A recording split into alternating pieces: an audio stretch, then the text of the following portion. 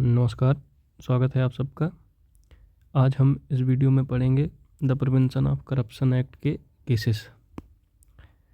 तो अगर अभी तक आपने the prevention of corruption act की थियरी नहीं पढ़ी है तो आप हमारे चैनल पर विजिट करके थियरी को आसानी से पढ़ सकते हैं और जल्दी में। ये भी हम कहानी की तरह बताएंगे, जल्दी से बताएंगे और जितना आसान हो सकता है उतना आसान करके बताएंगे। पहला केस आता है Kalicharan Mahapatra versus state of Odisha. इसकी कहानी क्या थी? कालीचरण जी एक सरकारी अफसर थे। सरकारी अफसर मतलब पब्लिक सर्वेंट। उन पर इल्ज़ाम लगा कि उन्होंने अपनी कमाई से बहुत ज़्यादा संपत्ति जमा कर ली है। बहुत ज़्यादा संपत्ति मतलब डिसप्रपोर्शनेट एसेट्स जमा कर लिए हैं। जब तक इन्वेस्टिगेशन चली और कोर्ट में केस पहुंचा तब तक कालीचरण जी रिटायर हो चुके थे। इसमें लीगल प्रॉब्लम क्या आती है कि प्रिवेंशन ऑफ करप्शन एक्ट का सेक्शन 19 कहता है कि अगर किसी पब्लिक सर्वेंट पर केस चलाना है तो पहले उसके सीनियर डिपार्टमेंट मतलब एक किसी कंपेटेंट अथॉरिटी से सैंक्शन लेनी पड़ती है। सैंक्शन मतलब इजाज़त लेनी पड़ती है। सेक्शन 19 क्या कहता है कि अगर किसी पब्लिक सर्वेंट पर केस चलाना है तो सबसे पहले उसके कंपेटेंट अथॉरिटी मतलब सीनियर डिपार्टमेंट से इजाज़त लेनी होगी। तो कालीचरण जी ने कोर्ट में आर्गुमेंट दिया कि भाई मेरे खिलाफ केस शुरू होने से पहले तुमने डिपार्टमेंट से परमिशन नहीं ली, इसलिए ये केस इलीगल है और इसे बंद कर देना चाहिए। तो सुप्रीम कोर्ट ने कहा कि देखो, सुप्रीम कोर्ट ने एक बहुत क्लियर रूल सेट किया। क्या? कि पब्लिक सर्वेंट होना कब जरूरी है। सैंक्शन की ज़रूरत सिर्फ तब होती है जब वो बंदा आज भी नौकरी पर हो। अगर कोई रिटायर हो गया है तो वो अब पब्लिक सर्वेंट नहीं माना जाएगा। कोर्ट ने कहा कि सैंक्शन का मकसद ईमानदार अफसरों को बचाना होता है ताकि उन्हें काम करते वक्त डर न लगे, लेकिन जो रिटायर हो गया उसे नौकरी से निकालने का सवाल ही नहीं उठता, इसलिए परमिशन की कोई ज़रूरत नहीं। और इसमें फैसला क्या आता है? कोर्ट ने साफ किया कि अगर कोई गुनाह नौकरी के दौरान हुआ था लेकिन केस फाइल करते वक्त बंदा रिटायर हो चुका है तो किसी भी सैंक्शन की ज़रूरत नहीं है, केस सीधा चल सकता है। अब हम दूसरा केस पढ़ेंगे, case Santhamma versus state of Telangana. देखो, इसका बैकग्राउंड क्या था? संथम्मा एक कॉमर्शियल टैक्स ऑफिसर थी। उन पर इल्ज़ाम था कि उन्होंने एक कंप्लेनेंट से 2000 रुपये की रिश्वत मांगी थी ताकि वो उसका कोई काम कर सके। तो एंटी करप्शन ब्यूरो ने ट्रैप बिछाया और ट्रैप के वक्त संथम्मा के पास से वो पैसे बरामद हो गए, रिकवर हो गए और उनके हाथों का फिनोप्थिलीन टेस्ट भी पॉजिटिव आया। मतलब कि उनके जो हाथ थे वो उन पैसों से टेस्ट हुए थे, जिसको कहा जाता है रंगे हाथ पकड़ना। तो लोअर कोर्ट का फैसला आता है कि जब पैसे मिल गए हैं, टेस्ट पॉजिटिव है, मतलब मैडम ने रिश्वत ली है और उन्हें सज़ा सुना दिया गया। लेकिन सुप्रीम कोर्ट में का एक ट्विस्टेड फैसला आता है। जब ये केस सुप्रीम कोर्ट तक पहुंचा तो कोर्ट ने कहा कि हम सिर्फ ऊपर ऊपर की चीज़ें नहीं देखेंगे। कोर्ट ने दो बहुत बड़े सवाल उठाए, एक डिमांड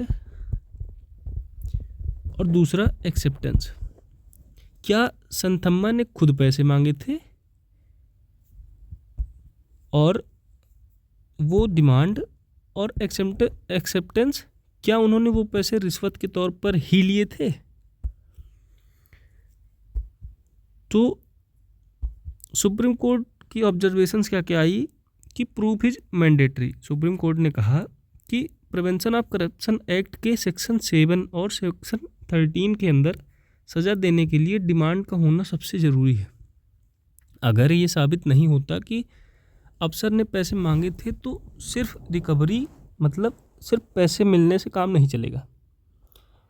और इस केस में जो कंप्लेनेंट था उसने पहले बोला कि मांगे थे, लेकिन बाद में उसकी बातों में दम नहीं रहा। कोर्ट ने देखा कि डिमांड का कोई पक्का सबूत नहीं है। कोर्ट ने साफ साफ बोला कि mayor recovery of currency notes can not constitute the offence. सिर्फ नोट्स का मिलना जुर्म नहीं है, हो सकता है किसी ने ज़बरदस्ती जेब में डाल दिए हों या टेबल पर रख दिए हों। फिर इसमें फैसला क्या आता है कि सुप्रीम कोर्ट ने संथम्मा को एक्विट मतलब बरी कर दिया।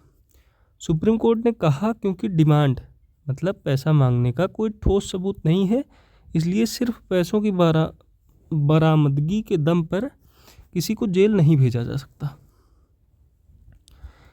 अब अगला केस हम देखेंगे, Kanwarjeet Singh Kakkar versus state of Punjab.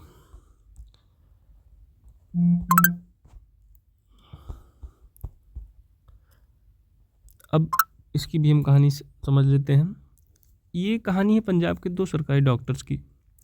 ये दोनों सरकारी अस्पताल में ड्यूटी कर रहे थे, लेकिन उन्होंने घर पर या कहीं और अपना प्राइवेट क्लिनिक भी खोला हुआ था और वो वहाँ पर पेशेंट देखते थे और उनसे फीस लेते थे।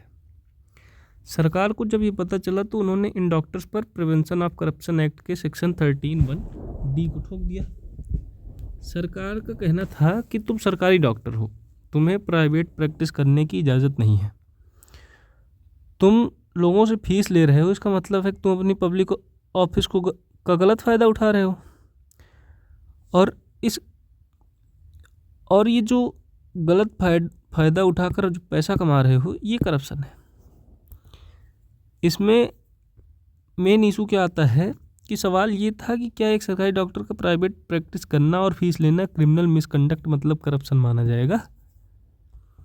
डॉक्टर्स का कहना था कि हो सकता है हमने सर्विस रूल्स तोड़े हों क्योंकि हमें मना किया गया था, लेकिन हमने किसी से रिश्वत नहीं ली, हमने तो इलाज किया और उसके मेहनत की फीस ली।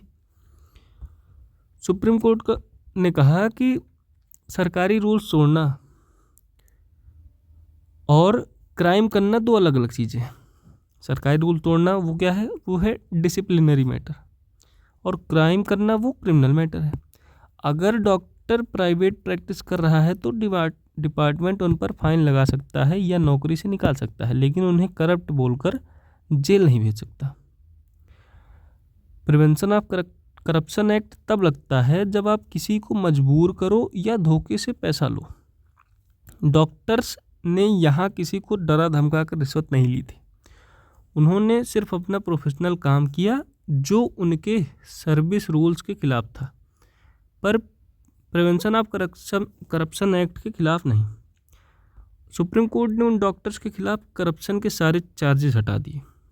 कोर्ट ने साफ किया कि सिर्फ प्राइवेट प्रैक्टिस करना प्रिवेंशन ऑफ करप्शन एक्ट के अंदर जुर्म नहीं है, और जब तक ये साबित ना हो कि उन्होंने किसी को लूटने या गलत तरीके से फ़ायदा पहुंचाने की कोशिश की है, तब तक उन पर कोई करप्शन केस नहीं डाला जा सकता। अगला केस है अभय सिंह चौटाला वर्सेस सीबीआई। इसकी क्या कहानी थी? अभय सिंह चौटाला और उनके पिता ओम प्रकाश चौटाला पर सीबीआई ने केस किया था।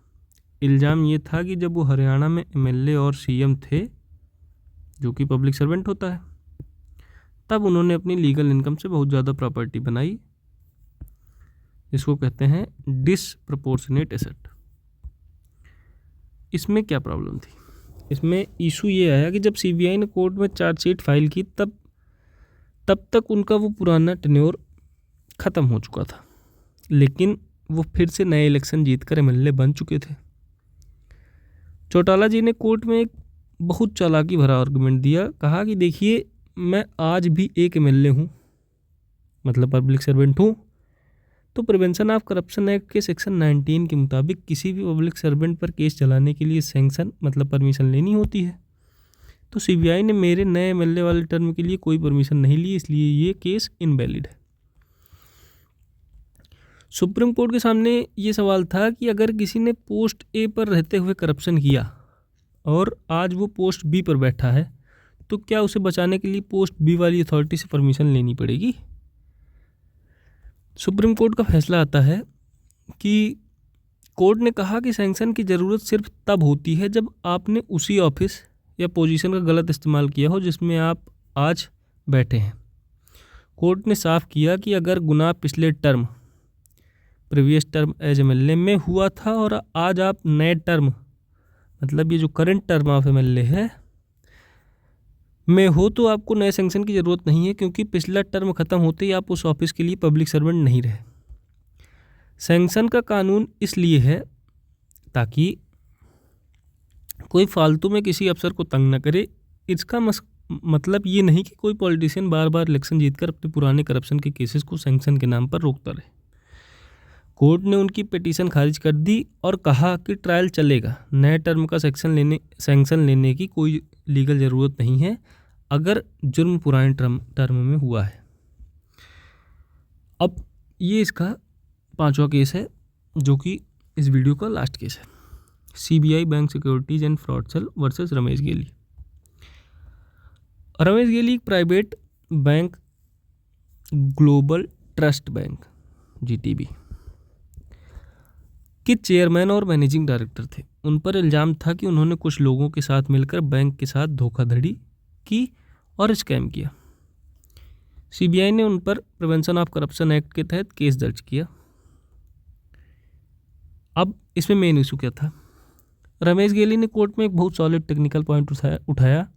उन्होंने कहा, भाई मैं किसी सरकारी बैंक जैसे एसबीआई का एम्प्लॉय नहीं हूँ, मैं एक प्राइवेट बैंक का ओनर या मैनेजर हूँ। तो प्रिवेंशन ऑफ करप्शन एक्ट सिर्फ पब्लिक सर्वेंट्स मतलब कि जो सरकारी नौकर होंगे सिर्फ उन पर लगता है, इसलिए सीबीआई मुझ पर करप्शन का केस नहीं चला सकती। सिर्फ नॉर्मल फ्रॉड जो कि आईपीसी के अंडर आता है का केस चल सकता है। तो सवाल ये था कि क्या एक प्राइवेट बैंक का एम्प्लॉय पब्लिक सर्वेंट माना जाएगा या नहीं माना जाएगा। सुप्रीम कोर्ट का फैसला आता है कि सुप्रीम कोर्ट ने सिर्फ प्रिवेंशन ऑफ करप्शन एक्ट नहीं देखा, बल्कि बैंकिंग रेगुलेशन एक्ट को भी खोला।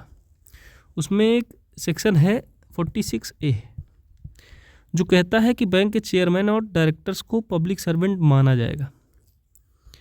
कोर्ट ने कहा कि बैंक सिर्फ एक बिजनेस नहीं है, बैंक लोगों का पैसा जो कि पब्लिक मनी होती है हैंडल करते हैं और देश की इकोनॉमी चलाते हैं, इसलिए वो एक पब्लिक ड्यूटी कर रहे हैं।